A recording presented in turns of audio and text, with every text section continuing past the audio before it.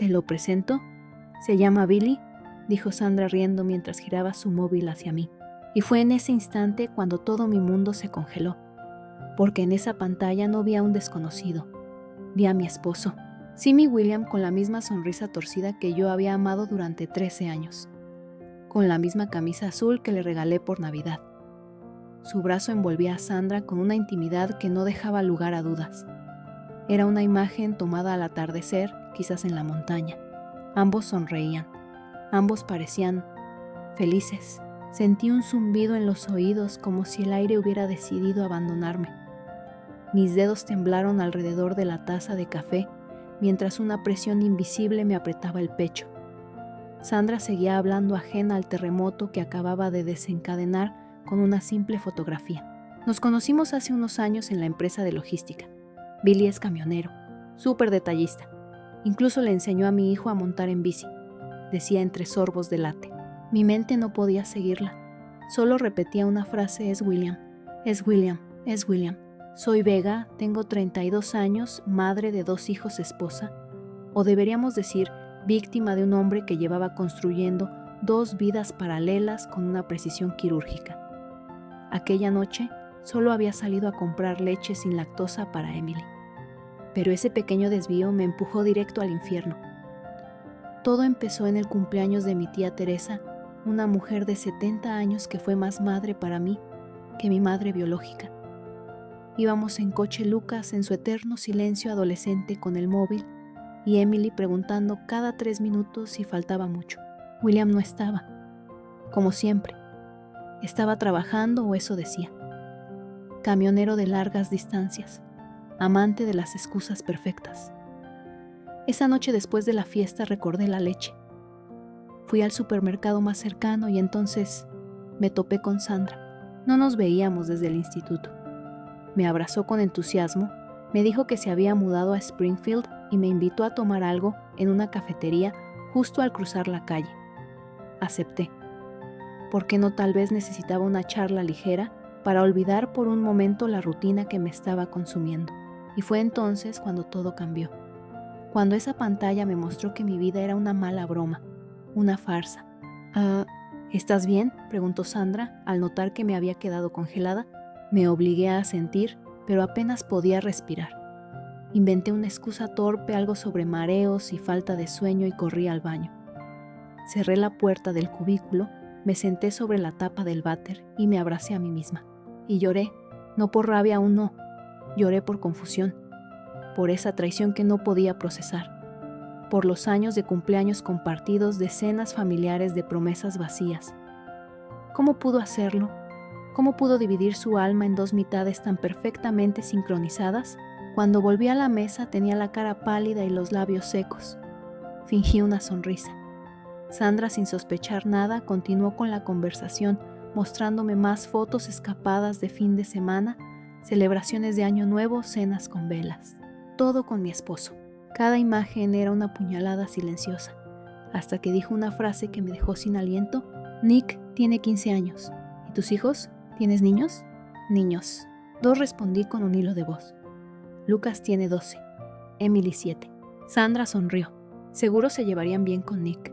Casi me reí, pero no era humor lo que sentía. Era la locura acercándose silenciosa y afilada. Aquella noche conduje de regreso como un autómata. En el asiento trasero, Emily dormía y Lucas escuchaba música. Yo solo miraba al frente sin ver. Dentro de mí un volcán comenzaba a despertarse. No podía pensar en otra cosa.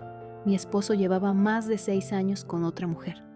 Tenía una segunda vida, una segunda familia, y ni siquiera se había molestado en ocultarlo bien. No, había sido impecable, preciso. Ese tipo de traición no nace de un desliz, nace de la planificación. Cuando llegamos a casa, acosté a los niños, besé sus frentes como cada noche, y me senté en la oscuridad del salón. El reloj marcaba las 11. No podía dormir, no podía pensar. Me quedé ahí abrazada a la sombra de lo que una vez fue mi vida, y tomé una decisión. No le confrontaría aún, no esa noche, no sin armas. Lo que él había hecho era más que una infidelidad, era una guerra, y yo no iba a entrar en batalla sin estar preparada. Luego, Tal vez tú que estás leyendo esto has sentido alguna vez esa punzada en el pecho, esa sensación de que el mundo que creaste con esfuerzo y amor se desmorona en segundos. Si es así, entiendes lo que sentí: el vértigo, el asco, el fuego lento que te arde por dentro. No fui la primera ni la última mujer en descubrir una doble vida, pero sí juro ser de las pocas que decidió no quedarse callada. Y mientras me sentaba esa madrugada frente al ordenador, las lágrimas ya no eran de dolor, eran de rabia. Me había engañado durante 7 años, pero ahora yo sabía la verdad, y él no sabía que yo lo sabía. No, me llamo Vega, y esta es la historia de cómo descubrí que el hombre con el que me iba a casar por segunda vez ya se estaba casando con otra. Pero no se preocupen, no soy una víctima. Soy el principio de su fin. No dormí ni un segundo esa noche. Me quedé en la cocina sentada en una silla de madera que crujía con cada movimiento, viendo cómo la cafetera vacía me devolvía mi reflejo a medias como si ni siquiera el cristal supiera ya quién era. William, mi William. Ese nombre se repetía en mi cabeza como un eco sucio pegajoso que no quería marcharse. Su imagen en las fotos con Sandra, su sonrisa despreocupada, su mirada llena de afecto. Esa mirada que yo ya no recibía. ¿Cómo se divide un hombre en dos? ¿Cómo se reparte el alma para decir te amo en 2 direcciones distintas? No lo entendía, y quizás no necesitaba entenderlo. Necesitaba pruebas.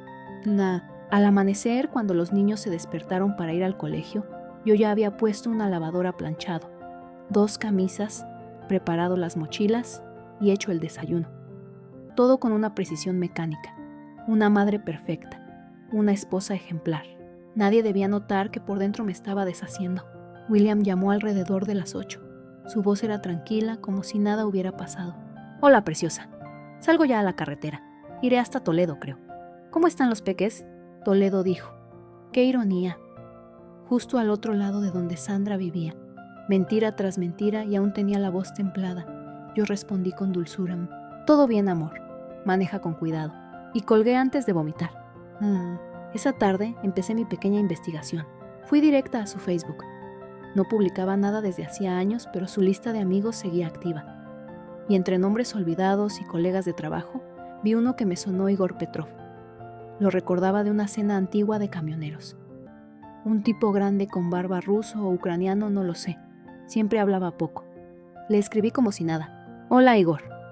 Soy Vega, la esposa de William.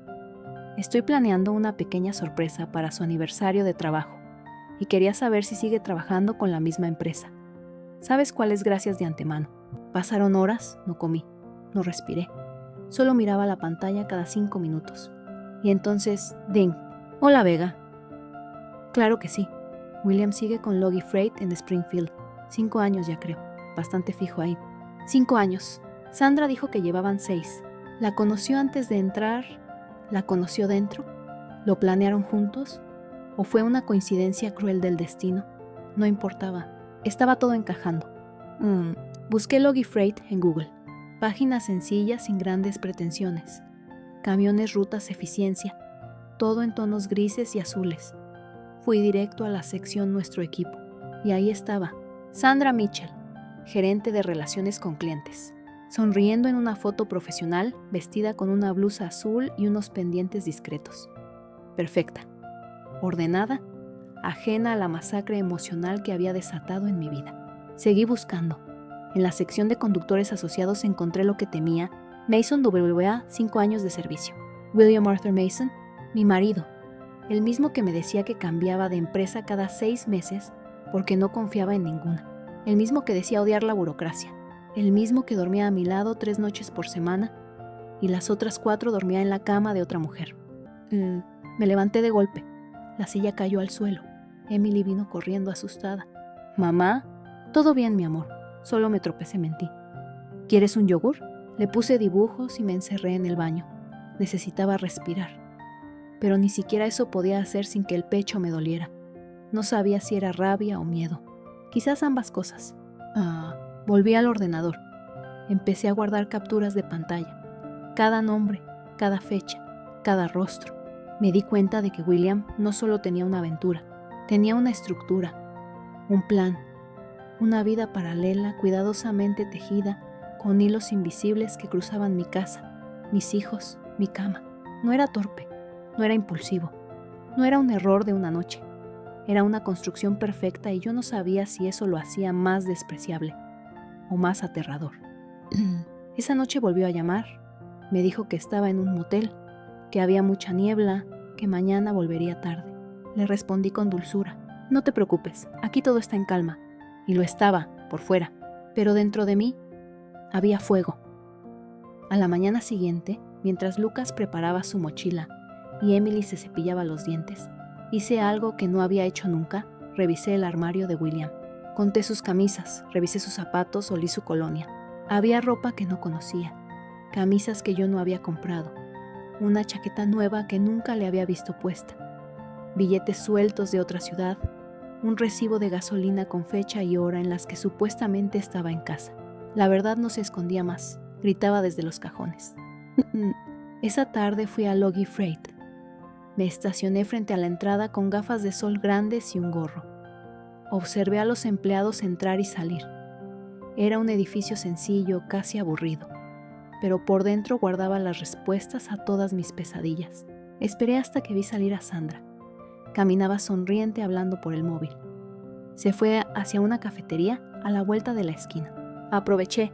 Entré. La recepcionista me saludó. Buenas tardes, ¿puedo ayudarla? Sí, vengo a preguntar por servicios de carga. ¿Podría hablar con alguien?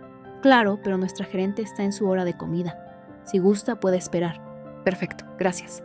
Me acerqué al tablón de anuncios donde colgaban diplomas y nombres de empleados. Vi su nombre otra vez: Mason WWA. 5 años de trayectoria. Estrella del mes. Sonreía en la foto. Mi esposo, el esposo modelo, el impostor perfecto. No. Volví a sentarme en el coche. Llamé a una amiga, fingí una conversación, pero lo único que quería era gritar, llorar, romper algo. No lo hice. Guardé silencio. Y en ese silencio nació algo más fuerte que el dolor, la certeza de que iba a destruir esta farsa hasta sus cimientos. ¿Alguna vez has sentido que el suelo se abre bajo tus pies y no caes, sino que te conviertes en la grieta? Eso fue lo que sentí. No era una mujer rota, era una mujer que acababa de despertar. Me temblaban los dedos cuando anoté la dirección que Sandra, sin sospechar nada, me había mencionado entre risas la noche anterior. Un edificio elegante al norte de Springfield, con apartamentos que costaban más de lo que William y yo pagábamos por nuestra hipoteca. Apartamentos con piscina, gimnasio, portero 24 horas. Apartamentos donde mi marido jugaba a ser otro hombre. El trayecto hasta allí fue como atravesar un túnel sin luz. No escuchaba la música, no veía el paisaje. Solo repetía su nombre, su cara, las imágenes del móvil de Sandra, la sonrisa cómplice que él le regalaba a otra mujer, mientras a mí me dejaba el cansancio y la rutina. Cuando llegué, aparqué lejos del portal en una esquina donde las cámaras de seguridad no me alcanzaban. Caminé con la capucha puesta, los labios apretados y el corazón golpeando como un tambor en mi pecho. 4D, ese era el número, el nido de su mentira. Subí por las escaleras. No podía permitirme el ascensor, demasiado lento, demasiado expuesta. Cada peldaño me acercaba a una verdad que ya no podía ignorar. Me detuve frente a la puerta. Respiré hondo. La madera estaba impecable, con una alfombra beige y un pequeño felpudo que decía bienvenidos.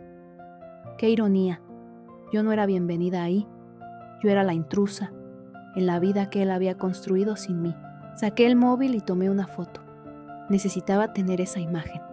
Prueba visual de que no era paranoia, no era celos, no era imaginación. Era real. El engaño tenía dirección postal. No toqué el timbre. No iba a enfrentar nada. Aún. Me fui. Mis piernas temblaban tanto que casi me caigo al llegar al coche. Los días siguientes fingí una vida que ya no creía mía. Desayunos con los niños, llamadas a mi madre, reuniones en el colegio. William seguía llamando cada noche. Su voz era cálida, tranquila, llena de "te extraño y no sabes cuánto me gustaría estar en casa". Hipócrita, mentiroso, actor de su propia farsa. Y yo, la mejor actriz secundaria fingiendo una familia que ya había muerto. El viernes volvió a casa. Entró como si nada. Traía chocolates para Emily, un videojuego para Lucas y flores para mí. Me dio un beso en la mejilla. «Te ves cansada», me dijo. «Mucho trabajo», respondí. Vamos al lago este fin de semana, solo nosotros. Los niños lo disfrutarán. Asentí, sonreí, fui la esposa perfecta. Pero en mi mente, todo ardía. El viaje al lago fue una comedia absurda. Lucas se reía con los chistes de su padre. Emily gritaba cada vez que veía una ardilla. William jugaba a ser el hombre ideal, haciendo barbacoas, tomándose selfies, abrazándonos a todos como si fuera un padre ejemplar. Y yo observaba cada gesto, cada mirada, cada mentira. Sabía que no era real, que detrás de esas sonrisas había otra mujer, otro hijo, otra vida. Que mientras nosotros jugábamos a la familia feliz, Sandra esperaba un anillo de compromiso. Lo observaba en silencio, con el estómago revuelto y el alma desgarrada. El lunes siguiente hice la llamada. Sandra contestó con voz nerviosa. «Hola, soy yo», dije. «¿Vega?» «Dios, no he podido dormir desde que me lo dijiste. Tenemos que hablar, las 3 personas involucradas, tú, yo y él». Hubo un silencio al otro lado. «¿Estás segura?» «Lo estoy. Mañana, a las 11, en tu apartamento. Aquí en 4D, ahí mismo, donde todo comenzó». El martes me vestí de negro. No por luto, no por tristeza. Era mi armadura. Iba a una guerra, una que no pedí, pero que pensaba ganar. Conduje las 2 horas en completo silencio. En el asiento del copiloto llevaba una carpeta con pruebas, capturas de pantalla, fechas, recibos, todo ordenado como si fuera a juicio. Y lo era de algún modo. Un juicio emocional, un veredicto inevitable. Sandra abrió la puerta. Su rostro estaba pálido. Me hizo pasar sin decir palabra. Su apartamento olía a café y flores. Todo estaba en su sitio impecable. Una vida perfecta a punto de derrumbarse. «Está en la cocina», susurró. «Cree que estamos hablando de la boda». Asentí. Me dirigí al salón donde las cortinas dejaban entrar la luz justa. Me senté en el sofá sin cruzar las piernas. Cuerpo firme, mirada fija, el corazón latiendo a 1000. Y entonces él apareció, con 2 tazas en las manos. «Amor, preparé café», dijo antes de alzar la vista. Y me vio. El color desapareció de su rostro. Las tazas temblaron. Una cayó al suelo. El café se derramó como una mancha oscura entre las baldosas. «Vega, ¿qué haces aquí?» No respondí, solo lo miré sin parpadear. Sandra habló entonces con voz temblorosa. «¿Querías la verdad, William? Pues aquí la tienes». Él abrió la boca, cerró la boca. Se agarró a una silla. «¿Puedo explicarlo?» «Explícalo», le dije con frialdad. «Estamos escuchando. Tu esposa, tu amante, tus 2 mundos en una misma habitación». La máscara cayó. Intentó llorar. Suplicó. Habló de confusión de amor dividido de miedo a estar solo. Dijo que nos amaba a las 2, que nunca quiso herirnos. Pero era tarde. No se puede amar con mentiras. No se puede construir 2 hogares sin destruir uno. Sandra lloraba. Yo no, ya no. Había cruzado esa frontera. Me levanté. Me acerqué a él. «Tú elegiste este camino, William. Ahora nosotras elegimos lo que viene después». Y me fui. Esa noche, al llegar a casa, abracé a mis hijos como si fueran lo único real en medio de tanto engaño. William me llamó. No contesté. Esa guerra a la que él inició ya no se peleaba con lágrimas. Se peleaba con verdad, y yo la tenía toda. Esa noche, después del encuentro en el apartamento de Sandra, no dormí. No porque llorara. Ya no. No porque sintiera rabia. Tampoco. Sino porque me había vaciado por completo. Era como si me hubieran arrancado algo del pecho, y lo único que quedaba era una mujer quieta en pie, rodeada de ruinas. William no volvió esa noche, tampoco la siguiente, pero el jueves por la mañana apareció en casa, como si no hubiera roto nada. Los niños estaban desayunando. Lucas comía cereal mirando su móvil. Emily tarareaba una canción que no reconocí.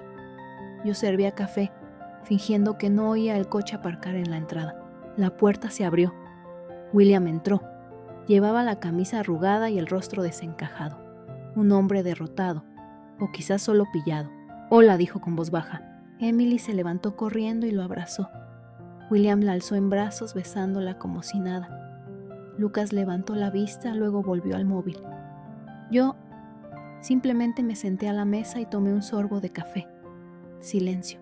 Después del desayuno, le pedí que me ayudara a guardar los platos.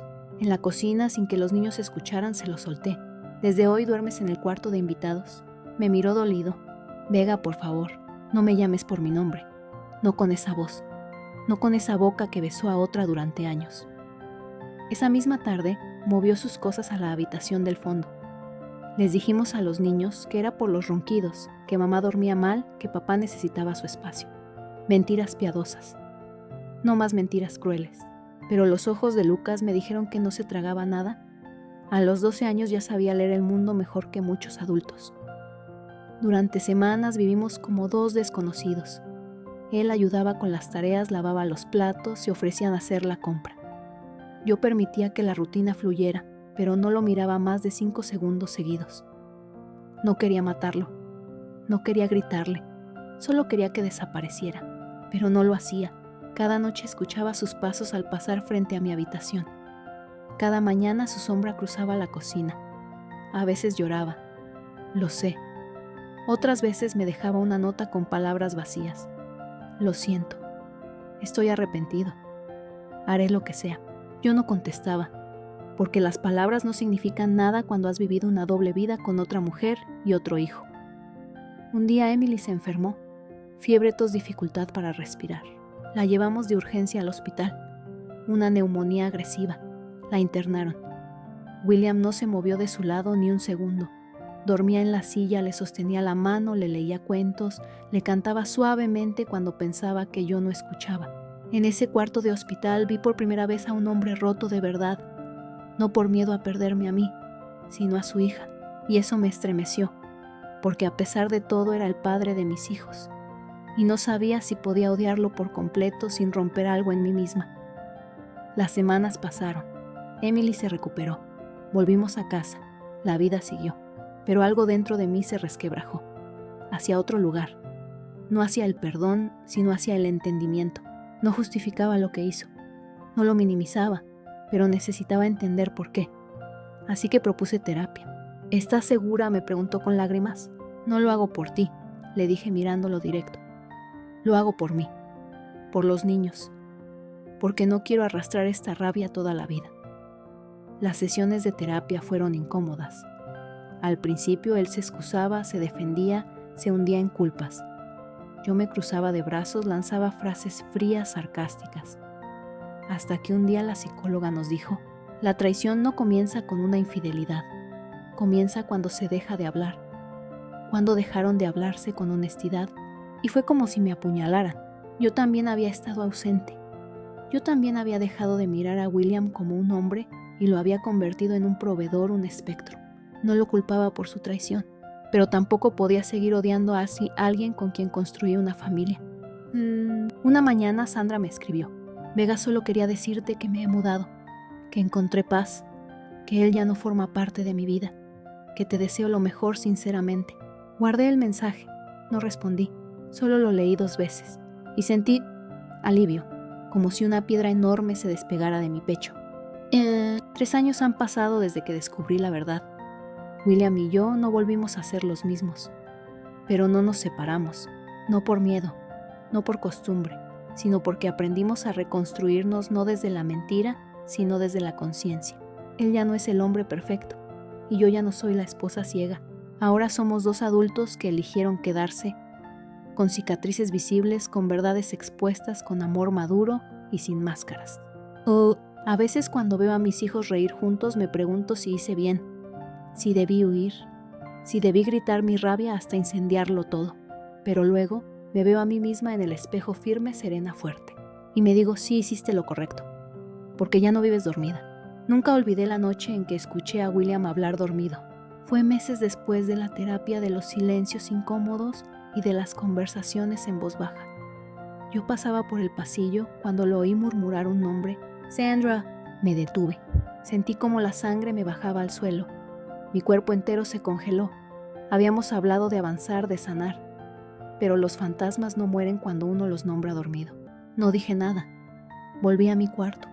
Me senté en la cama mirando la oscuridad como quien observa una herida abierta y comprendí algo aterrador. Yo estaba haciendo todo el esfuerzo. Yo sostenía las ruinas.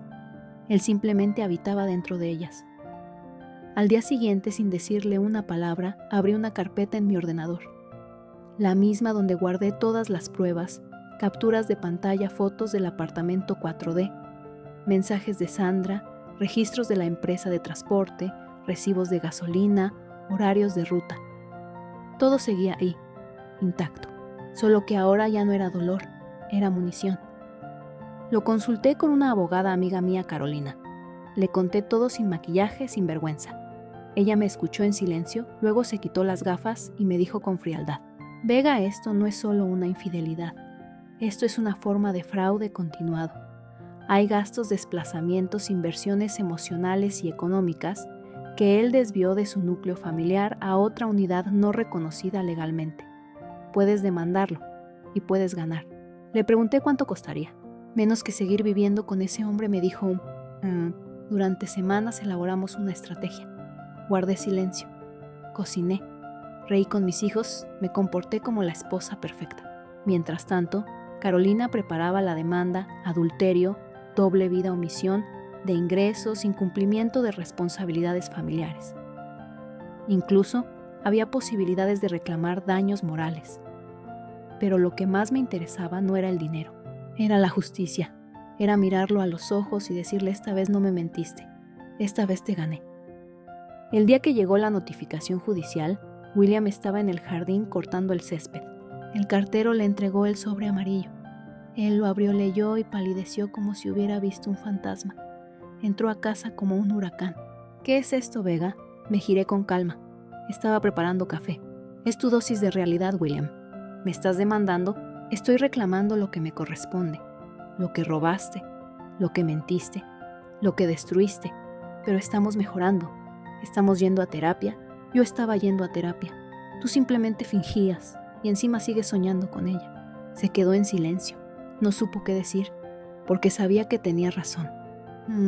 La demanda fue por el principio del fin. Se intentó defender, claro.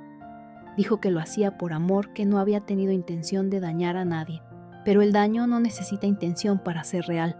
Los documentos, las pruebas, las fechas, todo hablaba por sí solo. El juez falló a mi favor.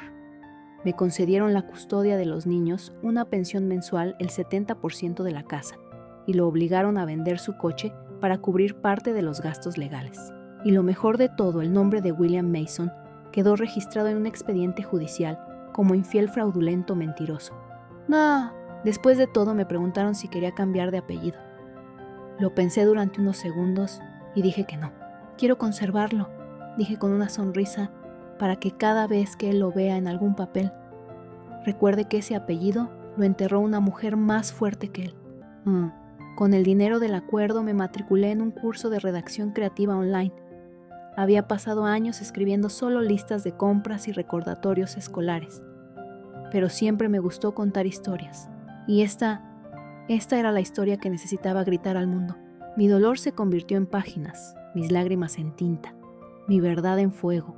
Publiqué mi primer libro un año después, La otra vida de mi esposo. Fue un éxito en ventas. Mujeres de todas partes comenzaron a escribirme. Algunas me agradecían por ponerle voz a su dolo, otras me contaban sus propias traiciones, y algunas me decían algo que jamás olvidaré: Vega, me devolviste el valor de hablar.